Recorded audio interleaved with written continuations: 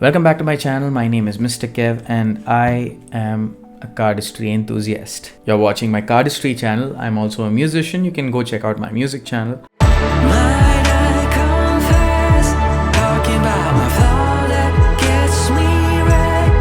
I shall try and link it on this particular video. Today's video is all about weathering a deck of cards. Every time I pick up a new deck of cards, it's not prepared to handle certain things, certain moves, because the cards get very slidey.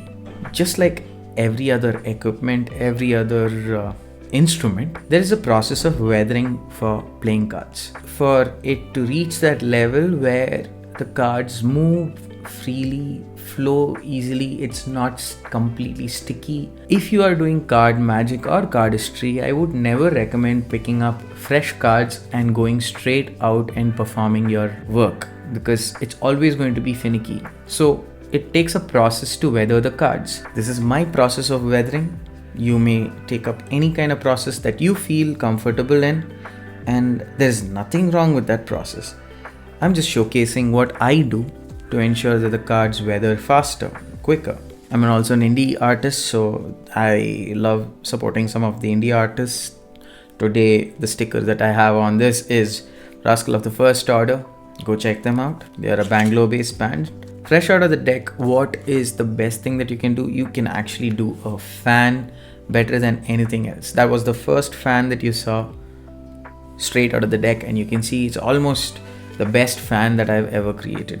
You can also do the spring. Card spring works just fine. When you split it into packets, that things get a little finicky. There are these moves that becomes very finicky because the cards keep sliding over. You can see how the cards are moving. It's all over the place. I take it through a process of shuffling, hard shuffles, hard springs, card springs, because I want it bending in all different directions. So I would weather the cards in such a way that it bends through all different directions. So I would also take it through a few process of cuts and then again card shuffles. The other thing that's best to do when you have a fresh deck of cards would be to actually do the faro shuffle. Do the faro followed by the riffle. Standard riffle shuffles are also a good way. When you do this riffle, right, the standard riffle shuffle, you go through a process of bending the cards both ways. So that's why a lot of people do that kind of riffle shuffles over and over again when they get a new deck of cards. Highly recommend doing riffle shuffles over and over again. I go through this process over a period of 1 or 2 days, easily 2 to 3 hours with the deck of cards doing just this. Within 1 or 2 days, the cards should weather just fine. It's also a good time to actually experiment a lot of card moves that gets very difficult when the cards get choppy. It happens to be my current deck of cards, which I feel is almost completely like it's weathered out. So if you see the fan that I make, you can see it's split into packets like that. If I spread the cards, the even spread happens better in a fresh deck. So those are things that you'll be able to learn when you have a fresh deck, and things happen quite easily. You should also practice it when you have a weathered deck as well. You should do it where you're not dropping cards, or in a safe place where you have enough protection where the cards don't fall off. Because the more the cards edges get damaged, the more difficult certain things get.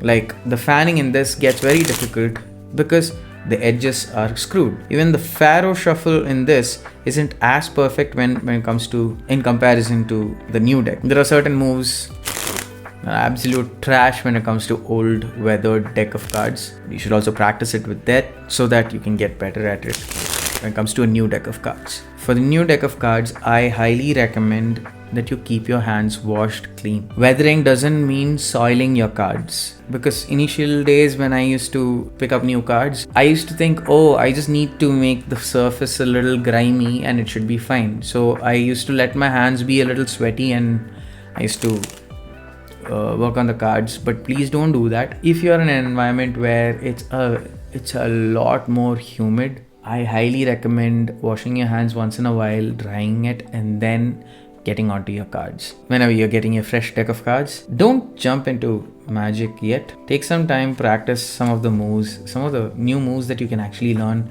with softer cards. See, those things work better and feel better in softer cards, especially the card spring. The stiffness of the card actually kind of fades because of all that humidity and whatnot. So to have a longer lasting card deck life, ensure that your hands are dry. But if you're in a dry climate, ensure that you're slightly moist, because you also don't want the cards to fall off of your hands. I hope this was informative for you guys. Temper your cards, weather your cards. I believe 3 to 4 days is a good time frame between which I would highly recommend not doing tricks. There are certain things that you can't do when you have a deck that is fresh.